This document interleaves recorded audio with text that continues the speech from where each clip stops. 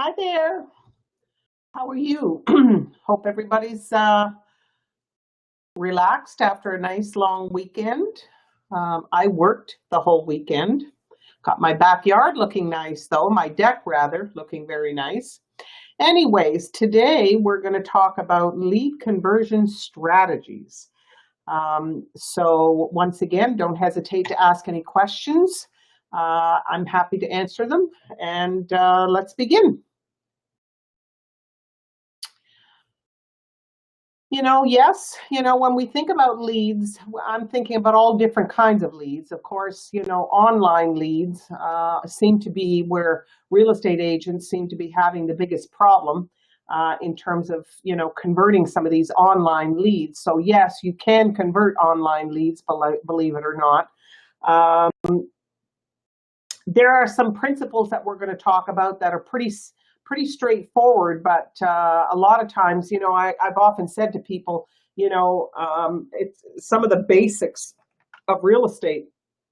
It's amazing how many people don't really know the basics. And so we're going to talk about here today 10 things.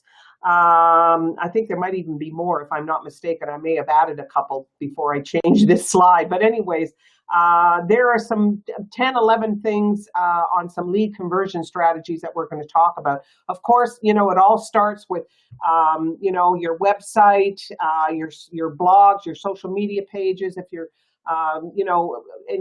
able to engage your customers online, get them interacting with you. That's what we mean. It's one thing for them to come to your site, your website, or come to your social media page. It's another thing to get them to engage. And engage means sending you an email. And the only way they're going to send you an email, of course, is if you have content on there that they want to know more information about. So as we know, it's about content. I've always said that. So hopefully you're going to engage some people. And then, of course, our topic today is about converting some of those into what we call customers. And then once you've got a customer, then nurturing those customers. Remember that not everybody's going to turn into a customer. You might get 100 leads, and there might only be 3 or 4 that turn into potential customers, kind of thing. So keep that in the back of your mind. We're only looking at a percentage. So let's see what we can do to make to get as many of those converted as possible. So I've got 12 actually important lead conversion tips that we're going to talk about. And here are the 12.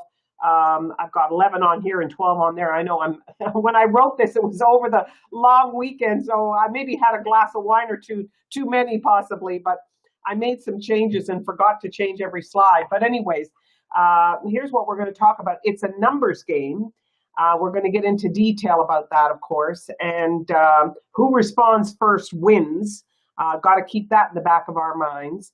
And understanding that all buyer leads want the same thing. We're going to talk about what it is that they actually want, and get the appointment before whoever gets the first appointment. That first appointment is going to be the one that, in all likelihood, they're going to stick with. It's about providing value, as I said. And if you're emailing, what kind of email are you using? We're going to look at that. Being concise and personal with the person, getting a response, and any response is better than no response. So even if it's a no, I'm not interested right now, it's better than nothing. So getting them to communicate with you is really important. And try contacting using various social media. If you can't get them one way, we're going to try every way we can. We're going to look at how to do that, of course.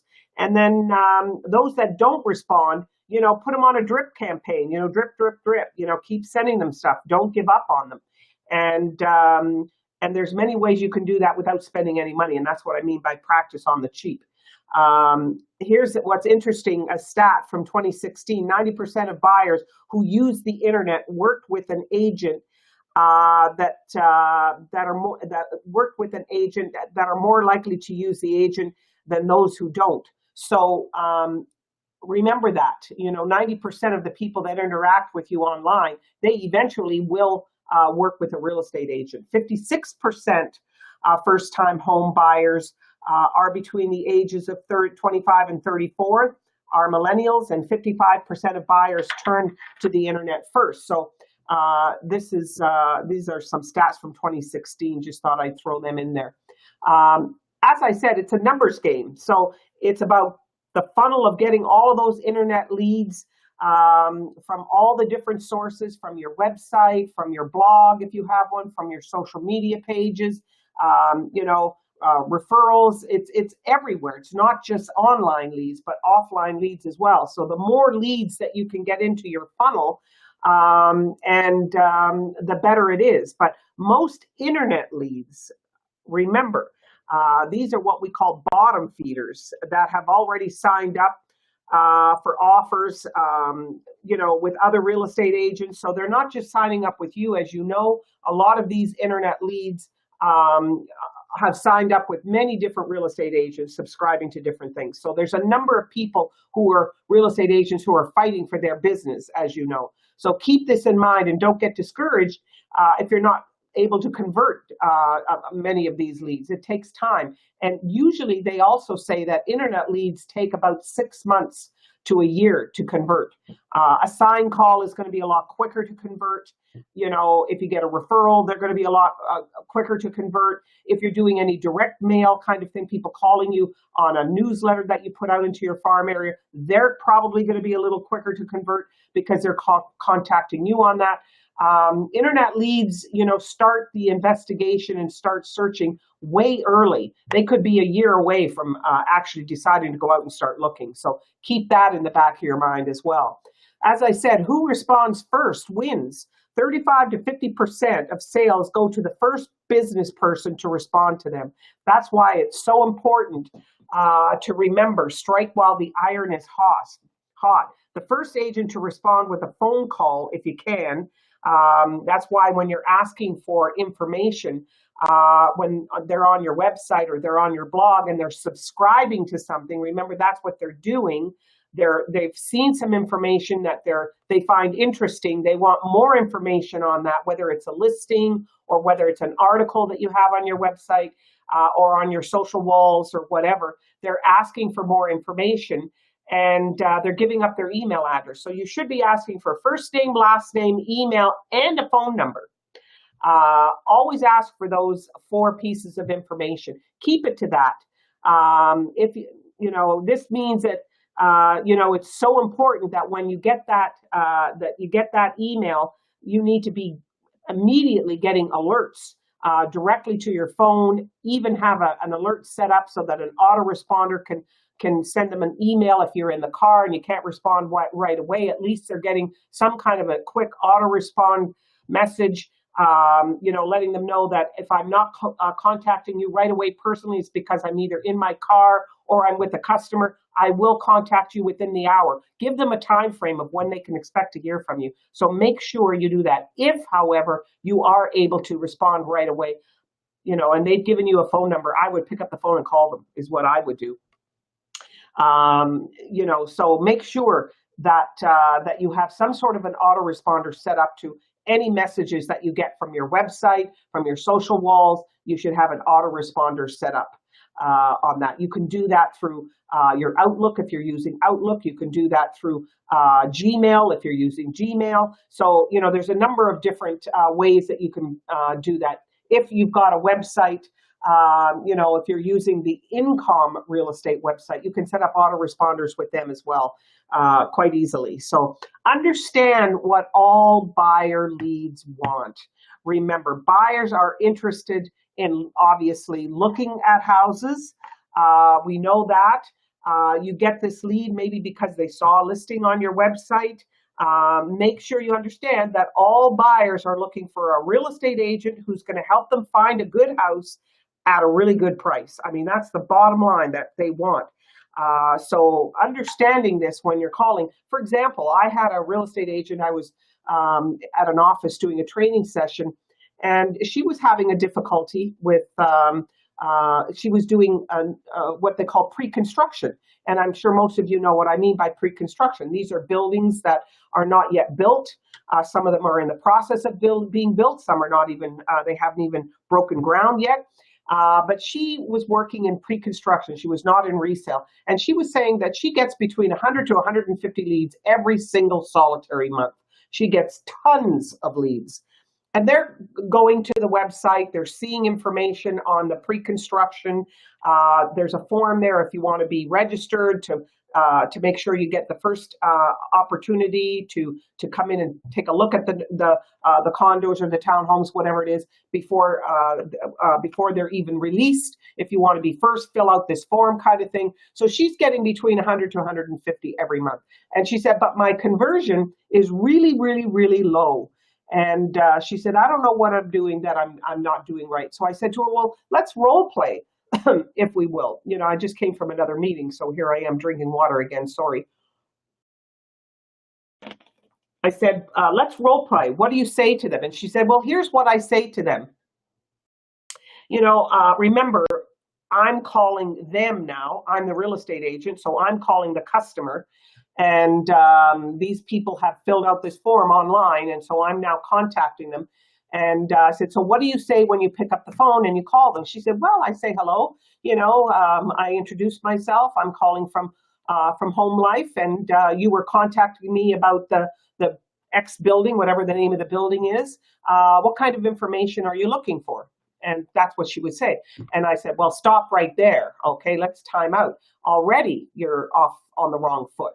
You know, I said, what you've just done is you've just given away your total control.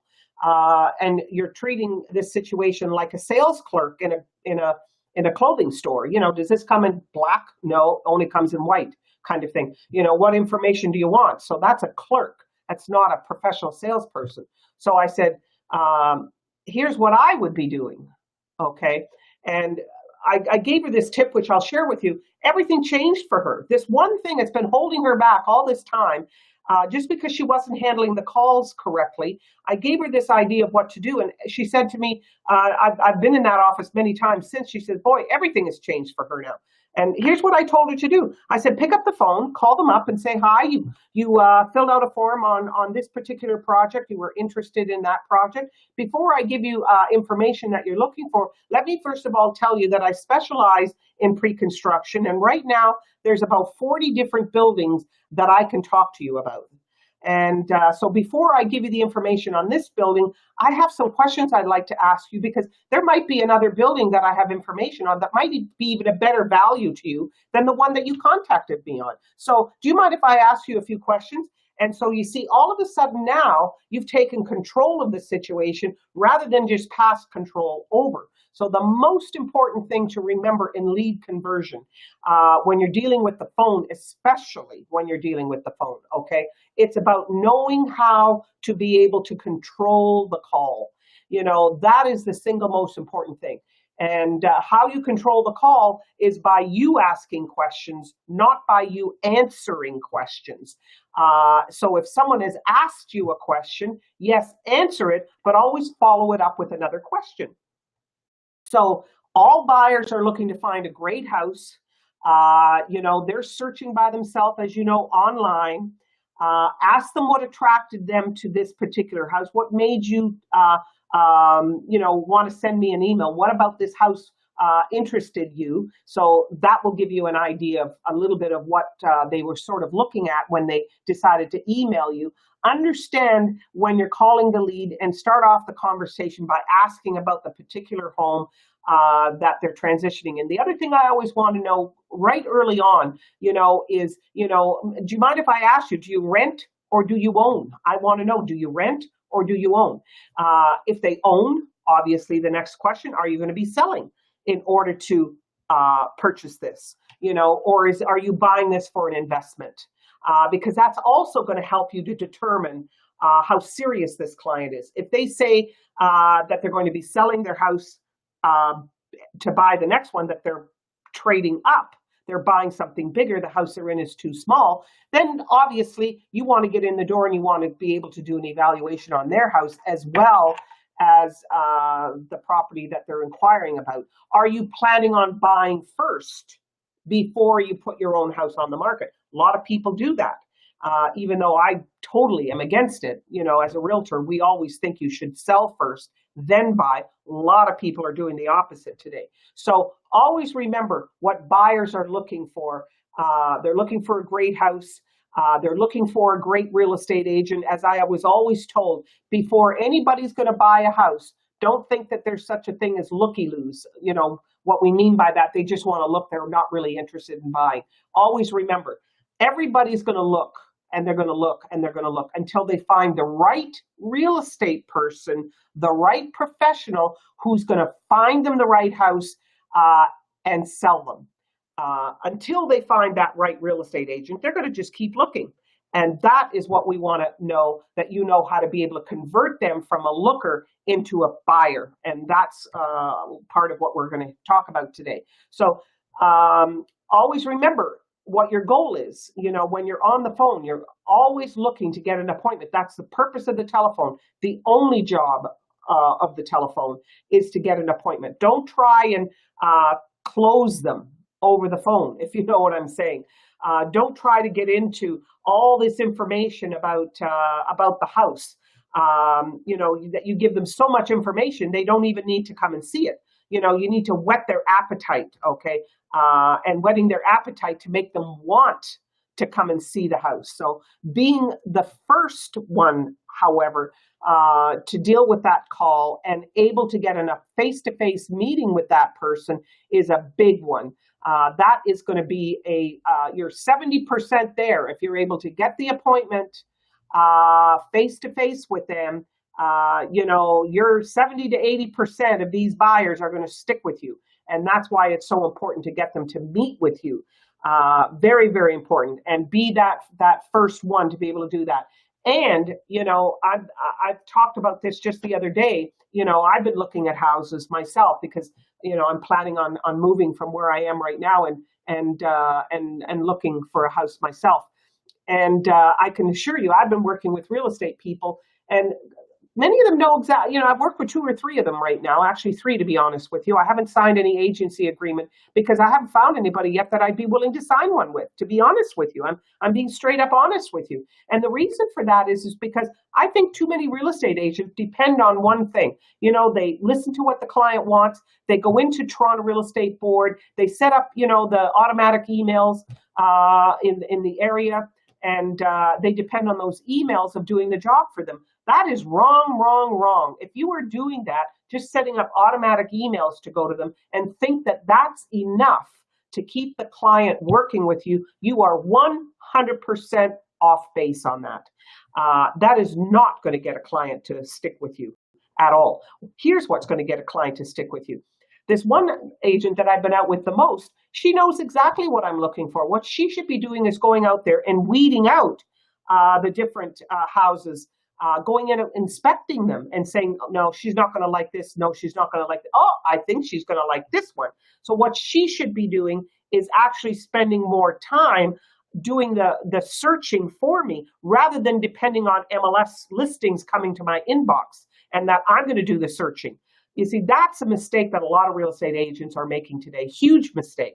They're forgetting some of the basics. And the basics have always been that a real estate agent is going to go out into the marketplace. You've got all those listings at your fingertips. You're going to do the weeding out. You're going to find some selected houses that you've already inspected, that you can get on the phone with the buyer and get them all excited to come out and see because, oh my God, Gabrielle, I saw this house today and I really got excited because, you know, I know you were saying you wanted a big kitchen. They must have spent $40,000 on this kitchen just recently. It's beautiful. So you see what I'm saying? You go out, you inspect it, you get enthused, you get on the phone, you contact them, and that's what's going to make them come out because they all want to buy a house, but they want to buy a house that sounds like what they want. And they want to know they've got somebody who's working in their interest and somebody who's going to help them find the perfect house at the best price. That's what they want. And, you know, real estate agents aren't doing that. So remember, provide value. Here's a great Warren Buffett quote. You know, price is what you pay, value is what you get. And that's what they're looking for. They're looking for value. And that's what you can provide for them is value. You won't get the appointment if you're not offering something that the lead wants. And that's why it's so important, as I went through just now, with going out and not wasting their time, showing them what they want. I had another real estate agent say, oh, all senior citizens are looking to buy condos. Well, that's not true at all. I'm a senior. I'm not looking to buy a condo. I said that to her. That was just the other day. I said, I'm a senior. I'm not looking to buy a condo. Why do you think all seniors don't want condos? Well, she thinks because they're older, they don't want to be doing any maintenance. Well, that's not necessarily true. So you have to know what the client wants. Once you know what the client wants, it is your job to get out there and find it for them, and then get them to come to the to come to the office to meet you, or meet you at the property that you can show them the house that you've already weeded out. Be helpful. And work with them, talk to them about getting them pre-qualified, all of that kind of stuff that you should be helping them with. It's too often that a real estate agents today, again, I 3 of the other agents that I worked with went out and saw houses with just one time. I would never go out with a second time. They didn't ask me about pre-qualifying. All they did was just, I was on the internet. I saw a few listings. I approached them and they showed me the listing, but they did nothing else. I mean, I couldn't believe how poor the service was that I was getting. So, if you are emailing people through through keeping in touch, remember we're drip campaigns, and, you're wanting to email them, be careful about using the fancy HTML, your email with pictures and graphs and all of that sort of thing. A lot of real estate agents have an email template that has, all kinds of pictures and graphs on their email. Be careful with that, because, fancy email templates, can be filtered quickly by the internet service providers if they think that this is some sort of a spam. And oftentimes, this fancy HTML can be filtered and thought of as a spam, and they end up in their junk folder rather than their inbox. So make sure that you think about that when you're creating an email template. It has been known that the best types of emails, the ones that are read the most frequently, the ones that are responded to the most, are plain text. Remember, email is meant to be brief. People are reading their email from their cell phone. Very few of them are reading it from a desktop. So they've got this mini little screen they're looking at. So you don't want this email to be a big email that's hard to read and hard to see on a cell phone. So make sure, try to keep your emails to plain text. Makes a big, big difference. Some people can spend all this money and time on that, and it doesn't even get into their inbox. So plain text is far better, just to keep you abreast of that. And why plain text? As I say, it's universally readable. Some use fancy, different fonts. And if you're using a font that this person doesn't have installed on their computer, and that's happened many times, it won't even come up legible. So be careful about stuff like that. It also has higher deliverability rates. That's why I said to you, plain text, people will respond to a plain text faster than they will these fancy looking email templates with graphics and all of that sort of thing. And varying user preferences. While the common perception is that all recipients prefer HTML email because it looks more interesting and, there's a lot more graphics and it's got some flair to it, many people actually prefer, as I said, the plain text. So be careful with that. And you don't want to be filtering into their junk folder, which often happens. Be concise and personal when you're emailing people or sending information. No need for long sales pitches. Talking about you being the top producer in the office kind of thing. Keep the email consistent to what they're looking for and answering the questions that they want. Your emails should be short, 2 to 3 sentences. There should be a question on every email. Remember what you're trying to do with email. You're trying to get response, response, response. So they email you, they saw your listing online, they've emailed you, they've asked you some sort of a question. You're now going to respond back to them by answering their question. Keep your paragraphs to 2 sentences, double space, and then ask a question. Always end your email with a question back. a question that you know they'll respond to. I had someone say to me the other day that they were responding to this one client that was looking for a condo. And the real estate person said the customer wanted to know how many parking spots the condo had. And the real estate agent said that she replied, and she said, this particular condo has one parking spot, and it's a great building, and I'm a great agent, and I specialize in condos. And she was right away doing a sales pitch on why they should use her, okay, as a real estate agent, because she spent a lot of times working condos, and all of that might be true. I don't think that she was saying anything necessarily that wasn't true. The point was she was too quick. You don't even know these people, and as soon as an email comes in, right away you're hitting on them. Think of it as dating. I keep saying that. No woman wants to go out on a first date with some guy who's hitting on her right away. Take it slow, take it easy, take your time. So here's what I said she should have done. I would have emailed the lady saying, this particular building is a great building, and this unit has only one parking space. And how many parking spaces do you need? She never even asked that question. I asked her, how many parking spaces do you need? Send. That would be my email response. Very simple, very quick. It has one spot. How many parking spots do you need? And she'll respond to that. She'll respond to that. You see, make sure that what you ask, you're going to get a response back from. So she would say, well, I need 2 or I need 3, and now my reply to that would be, well, most condos, as you know, have one spot. Occasionally, you can find a building and a unit that has 2 parking spots. However, would you be willing to rent parking spaces in the building? Now, there's another question, refer back. So you see, what I'm trying to do is keep the conversation going. And that's what I'm trying to mean when I say be concise and be personal. So you're being concise because you're dealing with what it is that they want, what it is they're asking for, and personal because, you're trying to get more information from them on what is acceptable and what isn't. But it's important to them. And so long as you keep the conversation what's important to them, and they'll answer your questions so long as the questions are not too personal early on when you're just corresponding with someone for the first time. So I talked to you about, if they don't respond back to you, put them into a drip campaign, and there's different types of drip campaigns, by the way, that you can set up and create.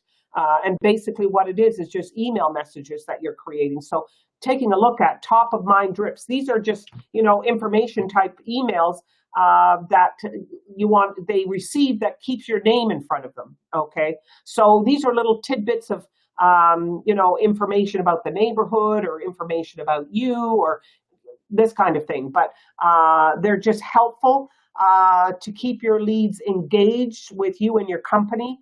And that's what we call the top of mind. And then there are the educational drips.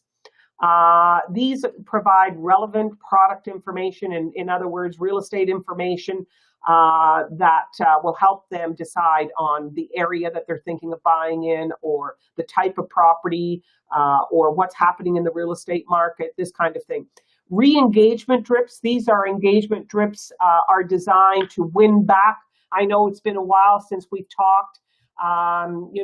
We looked at houses, many months ago. I'm just contacting you to find out if you're still interested. Are you willing to go out and take a look again? Here's some information of what's happening now, kind of thing. So these are the sort of re-engagement type emails. Competitive drips, targeted to your competitors. In other words, if you're working a certain farm area and you're now going to go after some other offices that are working that area, and maybe they've worked that area as well. The buyer's looking, so hey, I know there's a number of different real estate agents working this area, but it's one of my areas too. And so basically, what you're doing is comparing yourself to the competition out there, and why you versus them, if you will. I used to say that a real estate agent should create a this company, your company kind of thing, and they have this they have that, I have this, a comparison. It's always good to have a side by side comparison. So if you can do something like that for yourself, it's very useful. Um, and then promotional drips, these are different things that maybe you've got some kind of promotional things going on, that you've got a free dinner, or I have this one real estate agent who gives a trip away every year, to customers. And I know this one real estate agent, I'm sure some of you know here in Mississauga. I don't think he does it anymore, but he did it for many, many, many, many years. He used to give a car away. I know you think I'm nuts, but I'm being honest with you. He used to give a car away. And here's what he did. He had his his mortgage broker and a different lawyer that he used to send a lot of business with. They chipped in, and what it was 3 years on a lease. So the car would cost maybe $200, $300 on a lease. And they paid for the lease, so the guys got to get to drive the car for 3 years for free, and that was the car that they gave away for free.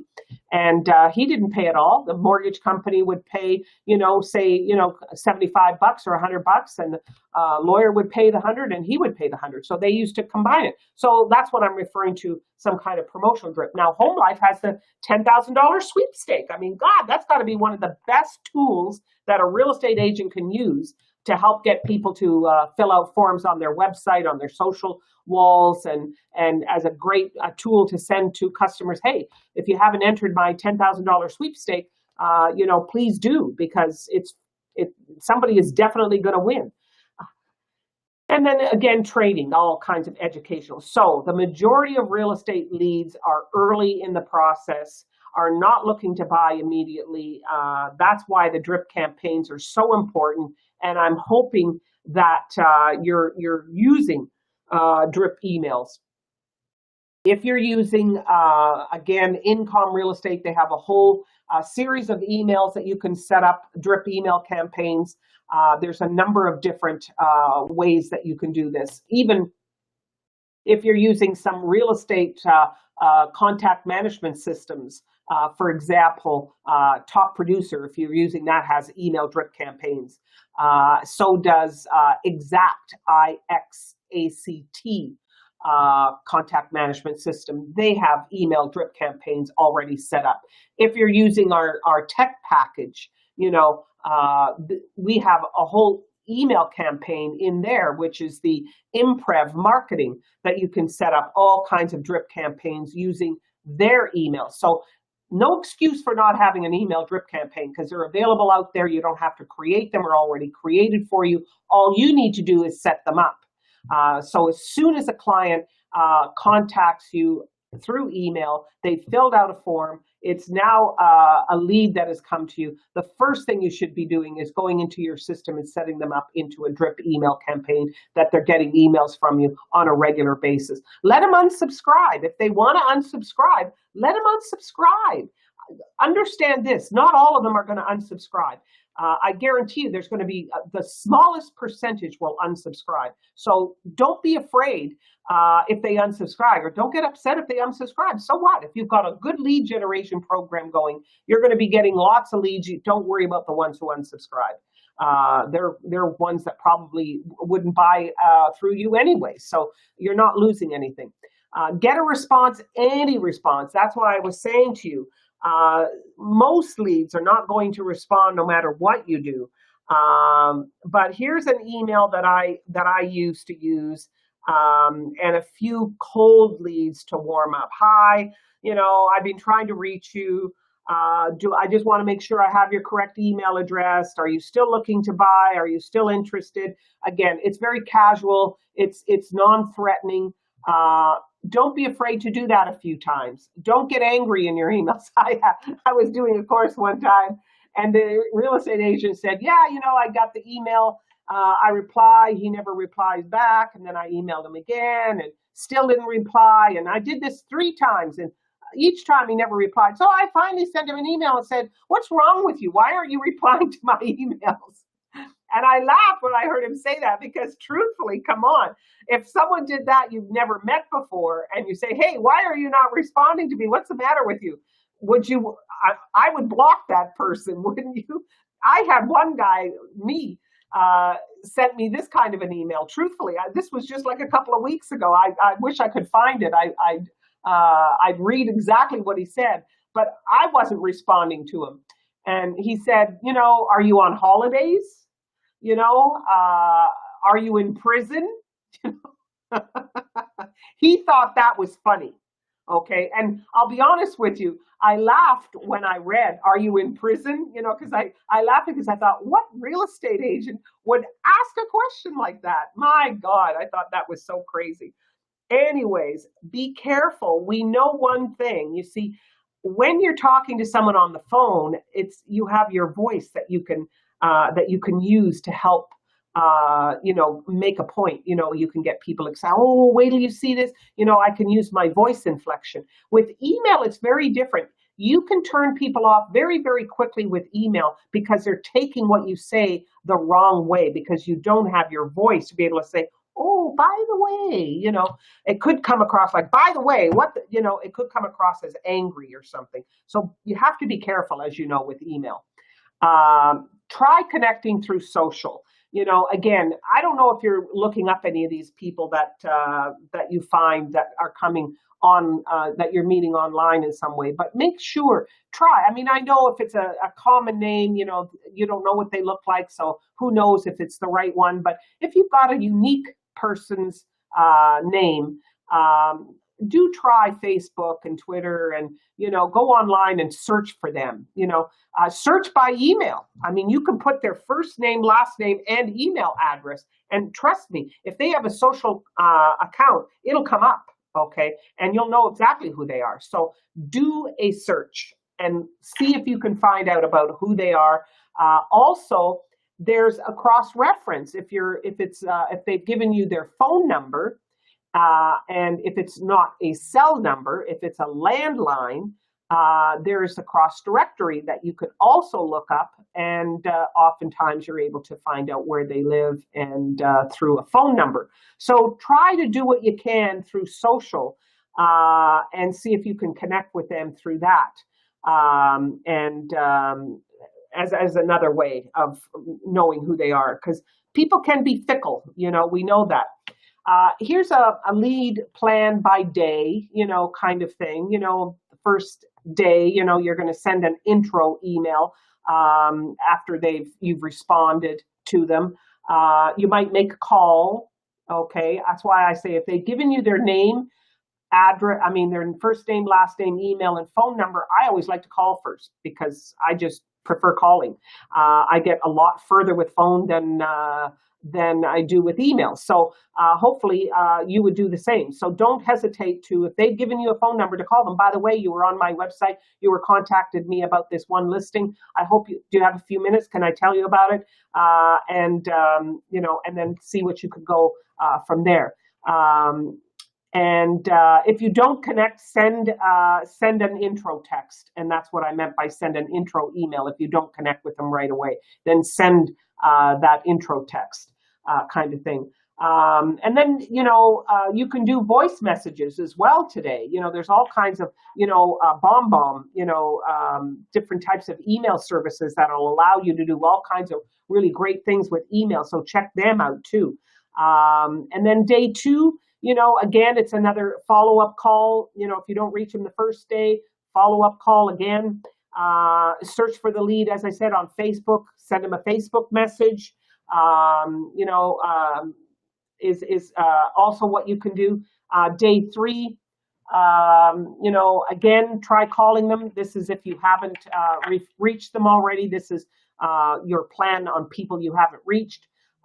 Send some video information. If you've done a video on a listing, or video in an area, or any kind of learning video, any kind of video that you can send that'll help put your name in front of them through a video. That helps a lot as well. And again, day 4, so you're really contacting them a lot. Now, do I leave voice messages all the time? No, I don't, because you don't want to feel like you're harassing them. But if they're not answering the phone, I do leave a message. If I'm calling every day for 5 days in a row, I might leave a message twice. The other days I'm not leaving a message. But I would send text messages, or I would email messages rather. I certainly would, in trying to get in touch with them. And then there comes a point where you have to just drop it.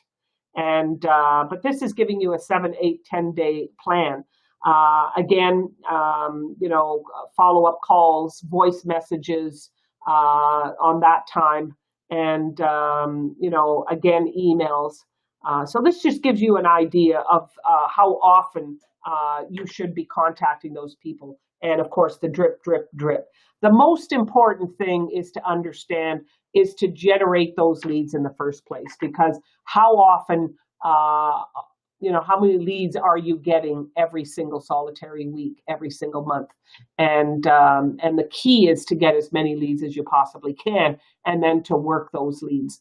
Now, again, there's all the other types of leads. These are people who maybe, didn't buy right now, and you're contacting them again. These are leads that bought from you a couple of years ago, and you want to keep in touch with them and see if you can get any referrals from them. So there's those types of leads that you can contact. So part of your day has to be, lead conversion, and that lead conversion is a variety of all kinds of things. Remember, it's a combination of voice messages that you're leaving, actually physically talking to them on the phone, having some interesting, valuable emails that you can send them, some perhaps videos that you've created or could send them, that maybe if it wasn't you that did it, maybe the company has some video messages, training messages that you could send. So it's a combination of great content and constantly prospecting, going through your list. I used to have my day planner and my appointment book and my leads open in front of me all the time. And every day I would look through my A's, look through my B's, alphabetically, go through my lead file and look at who can I contact today? Who haven't I spoken to in a while? Who can I generate some leads from? So, hopefully, if you've been in the business long enough, you've got a fairly good sized database. If you don't, then that's what you got to be working on. That means, going and making cold calls. I, did a training session this morning, and we were kibitzing around the office, and they were saying, why don't you go back into real estate sales? They were asking me that. And I said to them, I've often thought about it, to be honest with you. There isn't a day go by where I'm not training. And I say, maybe I should go back into sales myself. And so we were talking about that very thing. And I said, keep in mind, although I've been many, many, many years in real estate, 44 years, and 45, actually. I just celebrated my May 1973. So it just turned to 45. But I haven't actually sold real estate in probably 30 years. And so I am what they call a new experienced agent. And to be honest with you, that's the worst kind. I say that because you've got lots of experience, but I have no customers at all. All of the people that I know are real estate agents. I don't have clients anymore, from way back when, none of them. They're long gone. So I'm starting all over. So I said to them, but here's what I would do if I was being who I am, starting over. How would I get my business off the ground? Well, because they asked me, what would you do? I said, here's what I would do. Well, the first thing, of course, is I would get my listing presentation package ready. I would make sure I have a great listing presentation. I've done many courses on that. You know that. And then I would get my website. I would pick a farm area. Where am I going to specialize in? Because I believe in geographical farming. I believe I need to work a neighborhood. I would choose that. And then I would get my website created around the type of real estate that I plan on specializing with. And once I've got that stuff in place, and that might take me a month or two, okay, to do that. And, I would be getting all of that work done. And then I would be on the phones. I'd be out in the neighborhood knocking on doors, and I would be making phone calls. I would not obviously I would not call anybody on the do not call list, but I'd be on the phones. And I would be on the phones because I know the quickest and fastest way to get business is to pick up the phone. any kind of lead generation that you're doing online is going to be much, much, much, much slower. But if I pick up find a farm area that I'm working, and I pick up the phones and I start calling people, and I'm making 100 calls every single solitary day, okay, I can assure you I'm going to find some leads. Within 3-4 months, I'm going to have some leads, and I can guarantee I'm going to get a listing or two. And that's how it all starts, as we know. But I would be on the phones. I would be out there in the neighborhoods. I'd be talking to people because that's what this business is all about. And then it's about keeping in touch and making your services valuable to them. And what makes it valuable is because you've got very, very good information that you can share with people, and helping them make decisions that are good for them. They need to know what's going on with the real estate market. They need to be kept up to date on what house prices are. They need to know what's affecting the value of their real estate on a regular basis. You may not want to sell, Mrs. Jones. That's okay. But you still need to know what's affecting the value of your real estate in this area. So let me be that person. Let me be the one who's going to keep in touch with you. That's why it's so important to keep yourself knowledgeable about the market, what's happening to the market. All of that is going to be so invaluable for you to plan your strategy, for you to work with the people by providing great information. The better your information is, the more they're going to want to be kept in touch. Believe me. And it's not going to be everybody, but little by little by little. So hopefully I've helped you today. Any questions at all that you may have? Always happy to answer questions.